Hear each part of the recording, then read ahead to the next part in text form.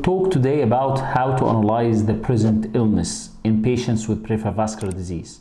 We have mentioned in the previous videos how to ask about intermittent claudication, wrist pain, and tissue loss. If the patient has any of these symptoms, you have to ask him about the other two symptoms and be sure that they are either positive or negative, and you have to mention them very clearly because the management of the patient might differ and might actually change completely depending on the presence of an ulcer that the patient was not aware of. So after we analyze these symptoms and we want to talk about the past medical history or history of present illness, if you think about the peripheral arterial disease is a part of a bigger disease which is atherosclerosis, then we have to understand why we are including risk factors and other beds as part of the present illness rather than to be past medical history. So these are very important questions that you have to include either positive or negative when you take history from a patient with peripheral vascular disease. The most common and the most important risk factor to develop peripheral vascular disease is diabetes. So you have to mention if the patient is diabetic or not. In some patients, when you ask them, are you diabetic? They tell you no.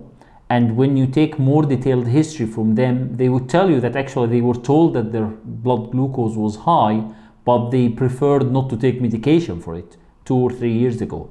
Others will actually be taking diabetes medication, but they are considering as long as their blood sugar is under control, they will claim they are not diabetic. So if the patient tells you that he's not diabetic, just please ask him in details and to be sure, see his medication to be sure that he's not diabetic. If the patient is diabetic, you have to analyze the diabetes.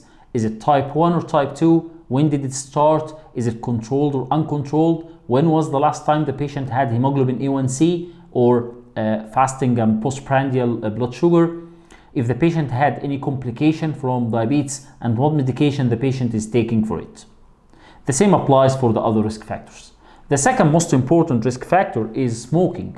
I can understand that you might include smoking as a social history, but it should be taking a very important part in the history, regardless if you will include it in the present illness or past medical history or social history, but it is very, very important.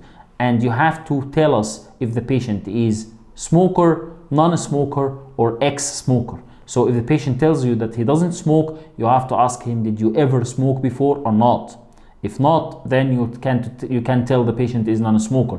If the patient is a smoker or an ex-smoker, you have to ask him when did he start smoking. If he stopped, when did he stop and why, and for how long did he smoke, and how many cigarettes per day. These are very important questions. The third risk factor is hypertension.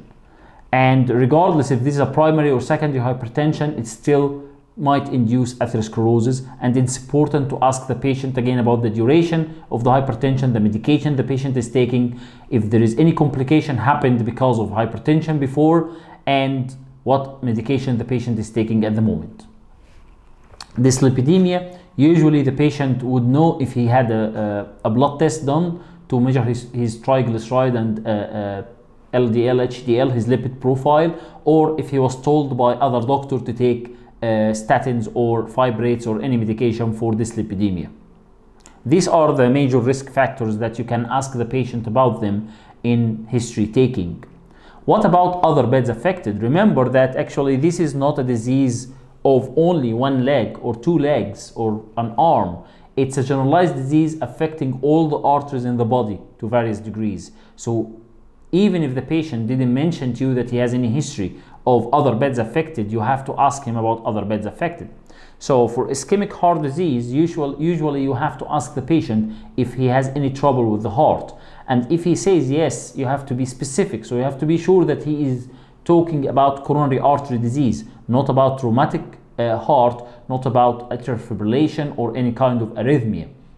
If it's positive, you have to analyze this in details. You have to see what's the last echo of the patient, what's his ejection fraction, what medication the patient is taking, if there is any complication because of the ischemic heart disease, if he's getting any antiplatelet at the moment, and for how long. Did he get any stent recently? Did he get any coronary artery bypass graft or not? Some patients will deny that they have a heart problem, and when you start examining them, you'll find that they had actually a CABG, a coronary artery bypass graft, and the patient considered that he doesn't have problem with his heart because he got the surgery and he feels well since the surgery.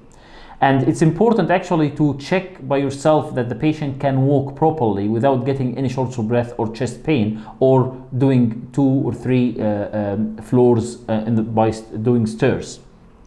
The second bed affected is the cerebral circulation. So if the patient got stroke or mini stroke or TIA, transient ischemic attack that lasted less than 24 hours, or got a miosis fugax, which is actually blackish discoloration of part of the field of one eye, or central retinal artery occlusion, which caused complete blindness in one eye, this might be indication that there is other bed affected. In males, it's very important to ask about impotence.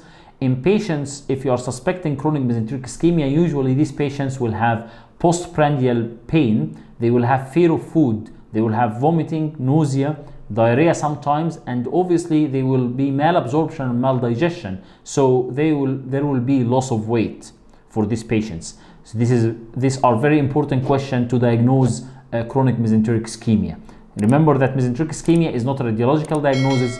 The patient has to have this triad: postprandial pain, vomiting, and loss of weight to diagnose him with chronic mesenteric ischemia. Thank you.